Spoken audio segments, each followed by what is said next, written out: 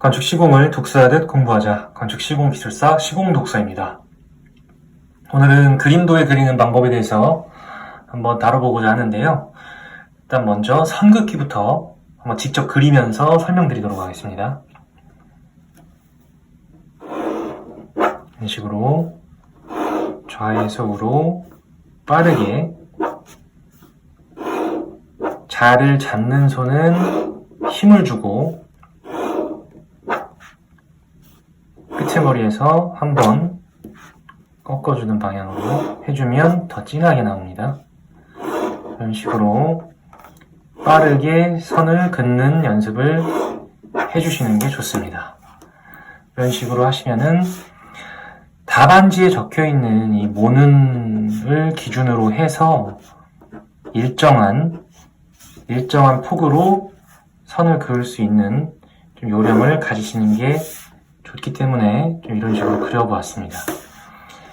이런 식으로 만약에 도표를 그릴 때 조금씩 튀어나온다 하더라도 끝부분에서 세로로 마구리를 마감을 해주면 그렇게 모나 보이지 않습니다.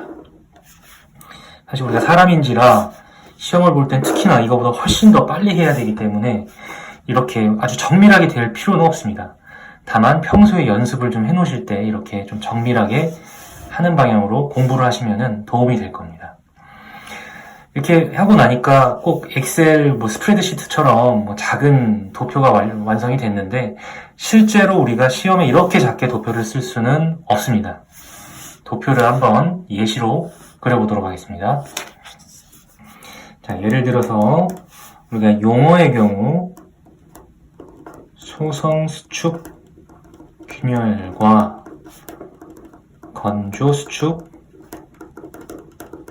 균열의 비교라고 가장 마지막 대제목을 잡는 경우가 아주 많습니다. 이렇게 나는 총 4줄의 비교표를 적을 거야 라고 스스로 생각을 하면서 그림을 그리실 거고, 나는 소성 수축 균열과 건조 수축 균열을 이렇게 좌우로 비교를 할 거야 라고 생각하면서 바로 그려주실 수 있습니다. 그러면서 소성 수축 균열의 내용을 이쪽에 쓸 거고 건조 수축 균열의 내용을 오른쪽에 쓸 거다 라고 스스로 정의를 내려주시고, 여기서 제가 분류 항목을 저는 특징 원인 대책으로 잡겠습니다 라고 생각을 하고 접근을 하셔도 되고, 나는 특징을 2줄을 적을 거야, 비교라고 적은 다음에 서로의 다른 점을 적을 거야 라고 접근을 하셔도 좋습니다. 이게 전혀 정답이 없는 포맷이니까요. 이렇게 박스만 먼저 생각을 해주시고 나는 이 정도는 적을 수 있다 라고 이렇게 본인이 공부한 정도를 생각을 하셔서 이 전체 프레임을 잡아준 다음 이 비교할 내용과 분류를 레이아웃을 잡아주시면 되는 겁니다. 그래서 예를 들어 이렇게 특징, 원인, 대책이라고 잡아주면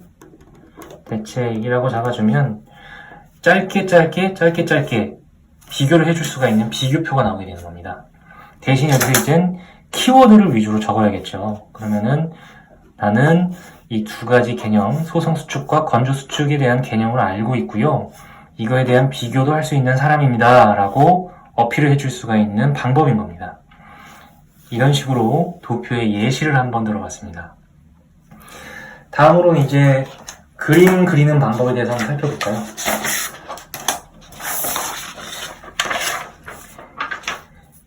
우리가 통상 그리는 그림은 제가 분류를 하자면 외워야 되는 그림과 외울 필요 없는 그림으로 좀 나눌 수가 있습니다. 일단 꼭 외워야 되는 그림에 대해서 한번 살펴보겠습니다. 자, 아까 다뤄봤던 건조수축 균열이죠. 건조수축 균열에 들어있는 이 그림도에는 굉장히 단순하지만 이 키워드를 모두 표현하기 굉장히 좀 어려운 그림입니다. 사실상 이론상의 내용을 좀 다루는 사항이다 보니까 이런 내용은 그냥 그림 자체를 공부를 할 때 미리 본인이 정해놓고 시험장에서 이 문제가 나왔을 때 즉각적으로 이제 그려주시면 되는 그런 내용입니다. 자, 따져보면은 건조수축 균열은 콘크리트 경화 후에 이제 수분이 증발되면서 점점 최적이 감소된다는 키워드를 갖고 있는데, 이 막연하게 최적이 감소되는 걸 표현할 수가 없습니다. 이렇게 따라서 구속이 없는 경우와 구속이 있는 경우로 나눠서 표현을 해야 된다는 사실을 이제 시험 준비를 할 때 미리 따져놓고 정해놓고 시험 때 그려야 되는 사항인 겁니다. 그래서 제가 외워야 되는 그림이 이런 그림이다 라고 말씀을 좀 드리고 싶은 사항이었고요. 외울 필요가 없는 그림을 좀 비슷한 개념으로 좀 골라봤는데요. 이런 식으로 치마균열의 경우에는 부득이 외울 필요가 좀 없는, 좀 덜 외워야 되는 그림으로 좀 분류를 할 수가 있습니다. 이제 예를 들면 치마균열은 키워드가 이렇게 파란색으로 적어놓은 것처럼 다짐 작업할 때 마감 이후로도 지속적으로 치마를 한다. 이때 발생하는 균열은 치마균열인데 보통 1시간에 3시간 이내 발생을 한다라는 키워드가 있고, 이 타설을 하는 이 타설 단면을 표현을 할 수가 있죠. 철근만 표현하면 되고 콘크리트만 표현을 하면 되는 겁니다. 게다가 우리가 이제 콘크리트가 기존 우리가 설계에서 요구되는 이 표면, 이 슬라브 레벨이 여기에 있고 치마되는 정도가 이 정도다. 사실상 이 정도 그림을 한 번만 봐놓으면 외우지 않아도 추후에 시험장에 가서 비슷하게라도 그릴 수가 있는 거거든요. 이런 식으로 좀 유추해 나가는, 굳이 외울 필요가 없는 그런 식의 그림 도해가 다수 존재합니다. 이런 식으로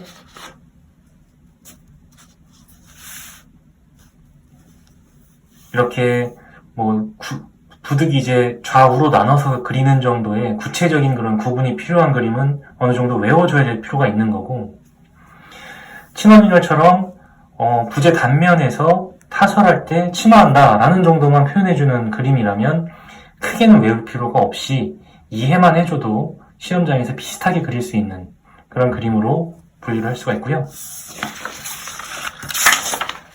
외울 필요가 없는 그림을 우리가 그릴 때는 이제 현장에서 이제 생활을 하지 않은 분들도 계시겠지만, 이제 우리가 통상적으로 생각할 수 있는 기초의 단면을 그리실 때는 외우지 않아도 본인께서 경험을 하셨거나 아니면 우리가 이론상으로 배운 내용을 충분히 활용을 해서 선긋기만으로도 빠르게 작성을 할 수가 있습니다. 이런 식으로 단면이라는 표시를 그려주고요. 저는 여기를 그리면서 미리 이쪽은 토사라는 해치를 그려주고, 토사 상단에 PDD 또는 이제 그 배수관 등이 설치가 되겠고, 그 상단으로 기초 콘크리트가 타설이 된다. 그리고 배수판, 그리고 또 하부에는 사실 이제 고름모르터가 시공이 되는 경우도 있지만, 이런 식으로 내가 생각하는 답안을 이제 시트, 배수판 보호 시트를 해주고, 이제 묵은 콘크리트, 바닥은 이제 지정 마감. 이런 식으로 빠르게 그 단면을 그리는 경우에는 굳이 외우지 않아도 그릴 수 있는 그림이기 때문에, 어떤 문제에서 공부가 좀 덜 됐을 경우엔 좀 이런 식으로 그림을 그려서 이게 좀 구성 있는 그림처럼 보이게끔 꾸미는 효과를 가질 수가 있는 겁니다. 또는 제가 글씨를 써서 잘 설명이 안 될 경우에 내가 아는 단면, 내가 아는 그런 그림을 빠르게 유출을 해서 그릴 수가 있는 겁니다. 우리가 쉽게 알 수 있는 그림은 또 예를 들어 합벽에 단면을 예로 또 들 수가 있겠죠. 이렇게 이쪽 부분은 합벽입니다. 이는 슬래브입니다. 이쪽은 우수 또는 뭐 지하수 침투가 될 수가 있는 거고,